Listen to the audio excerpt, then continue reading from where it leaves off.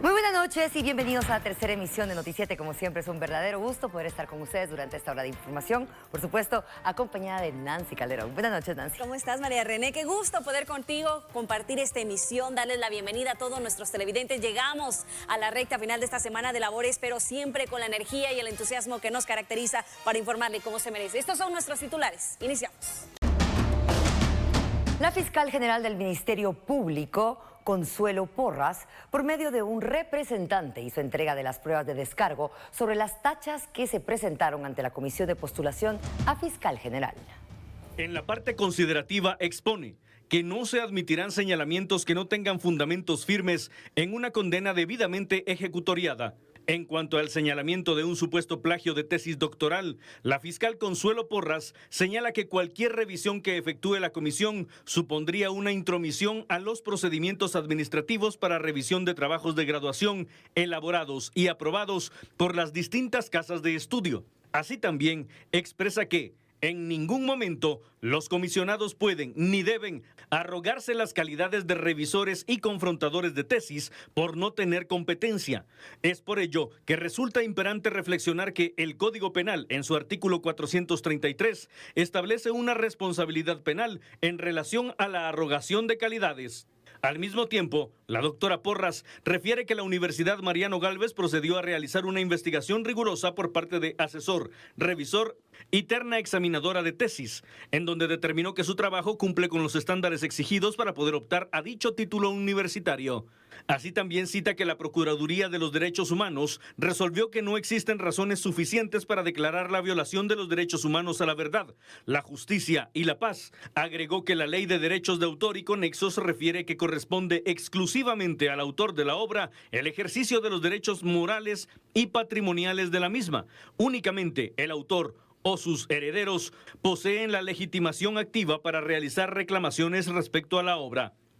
En cuanto a su inclusión en la lista Engel, la fiscal señala que su inclusión es una evidente violación a sus derechos humanos, pues en ningún momento se le permitió ejercer su derecho legítimo de defensa.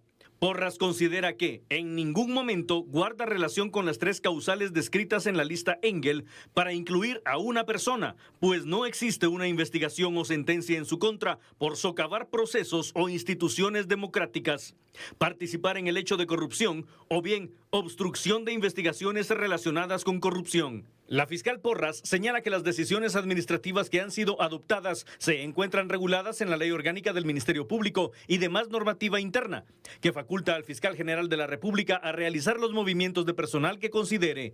Concluye que es tendencioso incluir a funcionarios públicos en una lista con fines políticos, cuando estos no han sido vencidos en juicio ni sometidos a un proceso judicial, en el cual se respeten todas sus garantías procesales.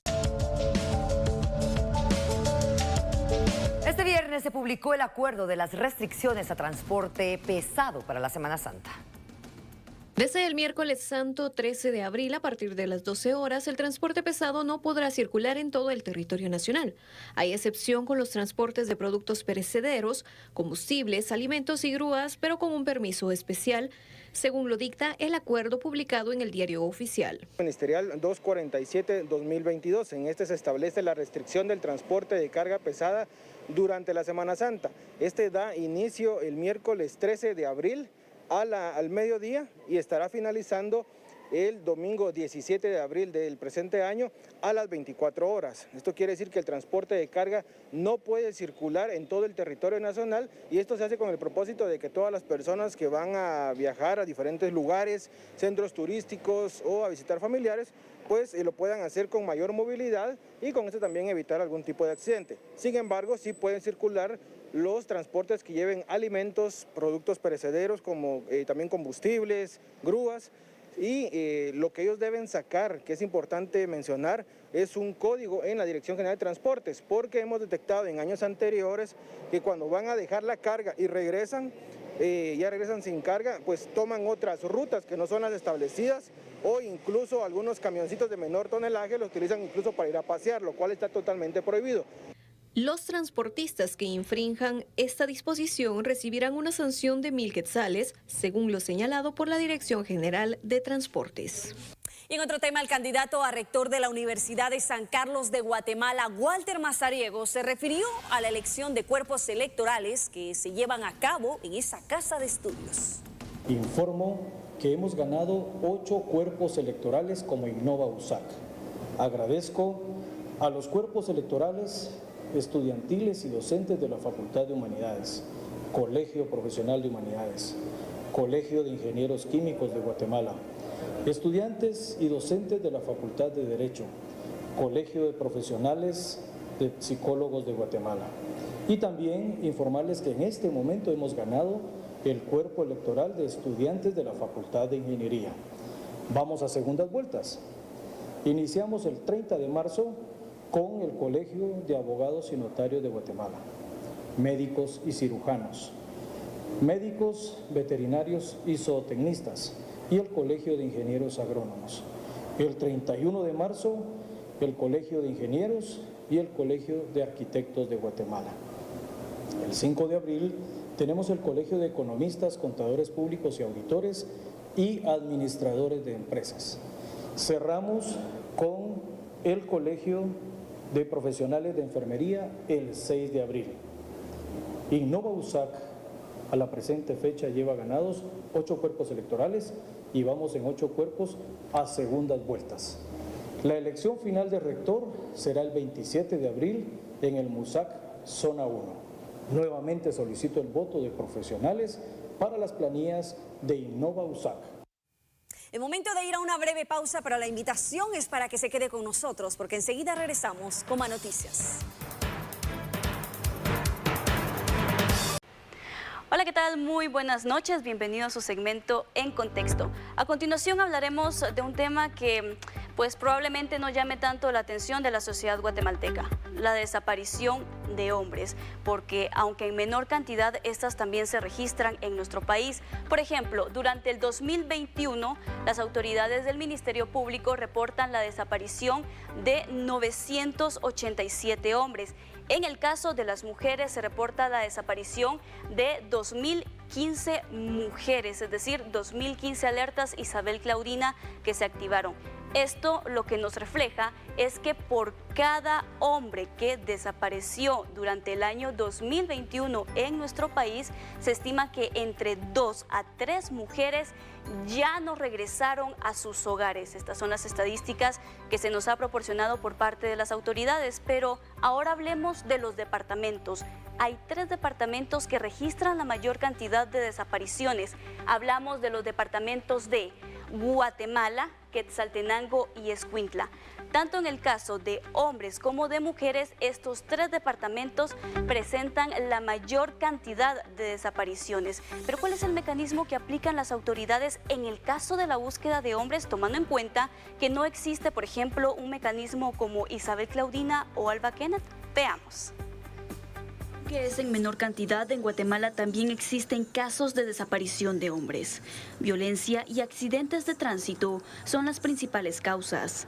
Autoridades explicaron que aunque no existe un mecanismo de búsqueda como Isabel Claudina y Alba Kenneth, en estos casos se coordina con las diferentes unidades del Ministerio Público y la Policía Nacional Civil. Esas en las que pues sí se reporta una persona, se realizan las diligencias y resulta que la persona pues posteriormente aparece o se logra localizar, tal vez no estaba desaparecida, ¿verdad?, sino que se encontraba en alguna otra circunstancia, pero va a variar, ¿verdad? Es un tema que se va dando de manera diversa en cada uno de los casos que se conocen. Si bien, como usted menciona, no existe un procedimiento, pues la Fiscalía de Distrito Metropolitano o las fiscalías en el interior del país, en su defecto, realizan una coordinación inmediata, ¿verdad? A toda denuncia se le da un tratamiento inmediato desde el momento en que la denuncia es presentada. Se realizan las coordinaciones respectivas con los equipos de la Policía Nacional Civil y con los equipos fiscales, ¿verdad?, para poder dar seguimiento a las investigaciones y poder dar con las personas de manera pronta. El entrevistado indicó que en el caso de los accidentes de tránsito, la familia presenta la denuncia sin conocer lo que ocurrió. Añadió que la esposa, la madre y el padre son quienes más presentan las denuncias. Durante el 2021 se reportó la desaparición de 987 hombres, de los cuales 12 fueron localizados sin vida. En el caso de las mujeres fueron reportadas como desaparecidas 2015, mientras que datos de organizaciones detallan que durante el 2021 se registraron 652 femicidios. Ahora bien, las autoridades del Ministerio Público indican que no hay que esperar ni 24 ni 48 horas después de la desaparición de la persona para presentar la denuncia. En este caso, la querella debe ser presentada ante el ente investigador al momento de que los familiares lo consideren pertinente, y lo que hacen ellos es el llamado para que se presente de forma inmediata.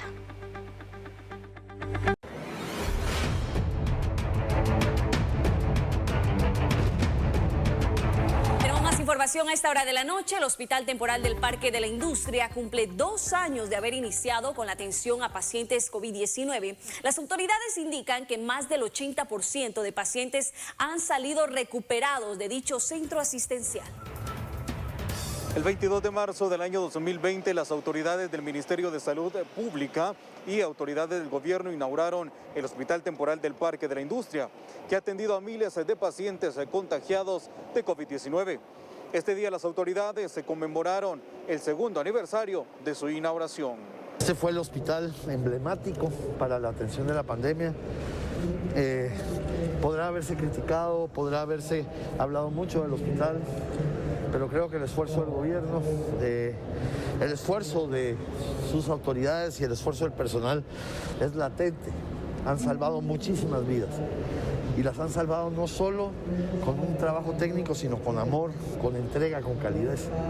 Pasaron momentos difíciles, al igual que muchos hospitales de la red, pero hoy ellos son, creo, la parte más emblemática en la lucha de la pandemia.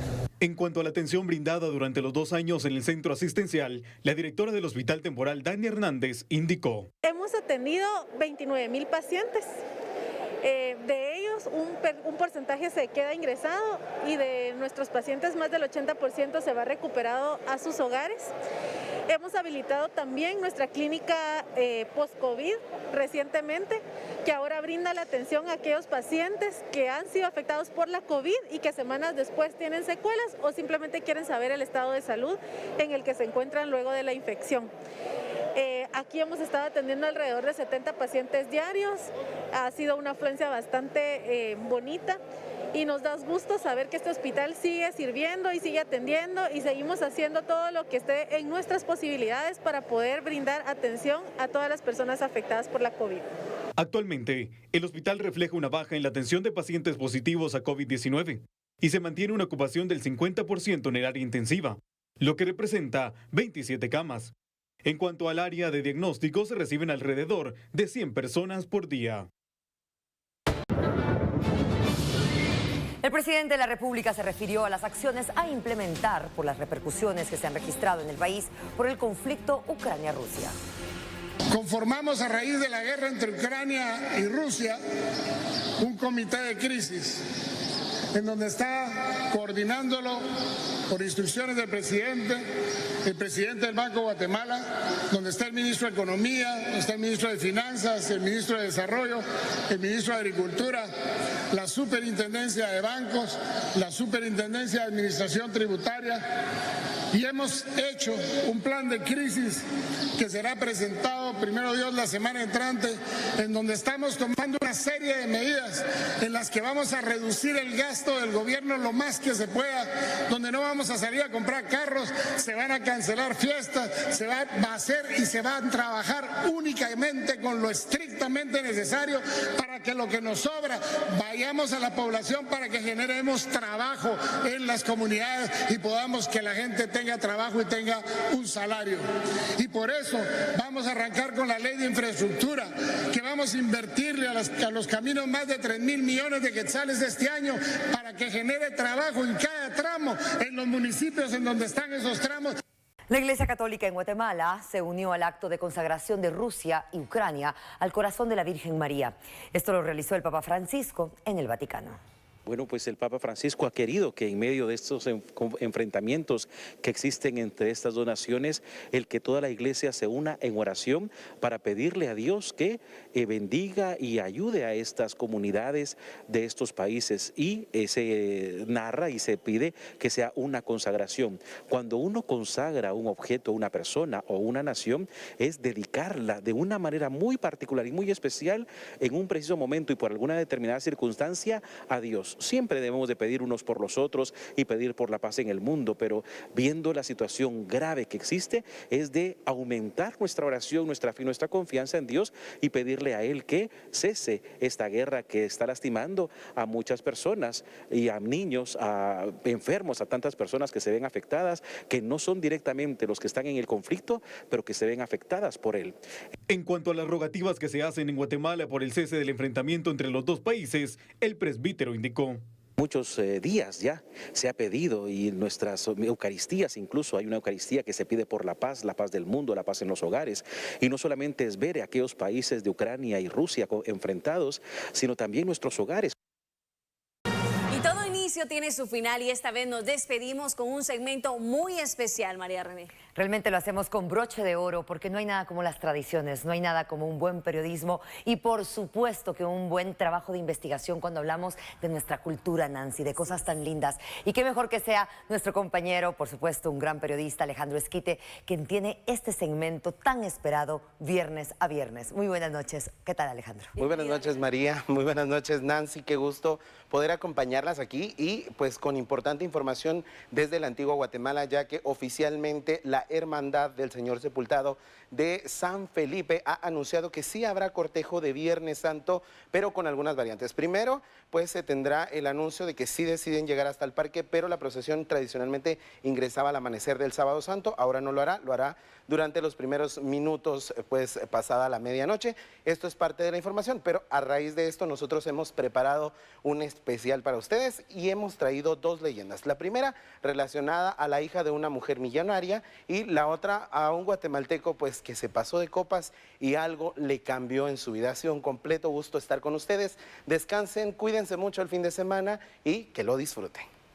Diversas leyendas se han tejido en torno a la historia y origen de la mística imagen del Señor Sepultado de San Felipe, conocido antiguamente como de las benditas ánimas, pero de acuerdo a la información documental contenida en los archivos eclesiásticos, desde principios del siglo XVIII se le menciona en la existencia de la cofradía de las benditas ánimas. Cuenta la leyenda, y no me deja mentir, que allá por los años de 1670, en Santa Lucía, Cochumalguapa, existía un comarcal llamado San Juan el Perdido y fue atacado por la viruela, los murciélagos, la langosta y no se podía vivir. Era tal la zozobra que los que habitaban en el lugar llegaban con el Señor Sepultado a suplicar y ya no se podía vivir en el lugar. Y suplicaron al ayuntamiento de esta ciudad que se les autorizase trasladar la imagen para este lugar. En un rancho pajizo fue resguardada la imagen, el cual con los primeros años fue sustituido por un pequeño oratorio construido de madera y dedicado a San Felipe de Jesús, que fue consumido por la llamarada de una vela y marcó el inicio de la proliferación del culto al Señor, pues se había salvado de aquel pavoroso incendio en donde se quemó todo, incluyendo la urna que contenía la imagen, dando origen a las leyendas como la de doña Soledad Almengor, una mujer millonaria de la época con una gran pena, pues su hija no podía ver, mas tenía una gran fe y averiguó y preguntó dónde queda el santuario de San Felipe y a su hija a este lugar encaminó. Ella sin ver llegó al templo, al santuario y caminando y rezando con una fe tan grande le pidieron al Señor de San Felipe que la vista les devolviera y el milagro se realizó. Concédeme el milagro, Señor, que mi hija pueda volver a ver.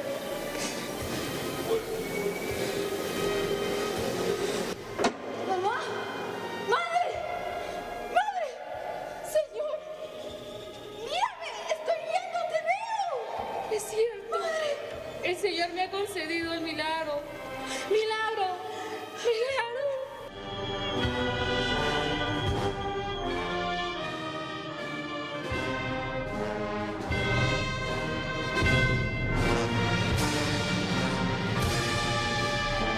que esta no es la única, ya que se dice que en los primeros años de la aldea, ahí vivía Nicho, un hombre cuyo mayor oficio era estar pasado de copas, lo que lo había llevado a sufrir un grave accidente que casi lo dejaba sin caminar. Lo vemos un día pasando frente al templo, cuando de repente sintió que algo quemaba su corazón, que alguien al interior del templo le llamaba, y de repente, como si estuviera loco, comenzó a gritar. Señor, por favor.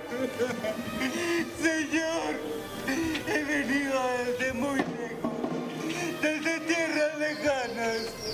Ten misericordia de mí, por favor. Ay, Señor, por favor.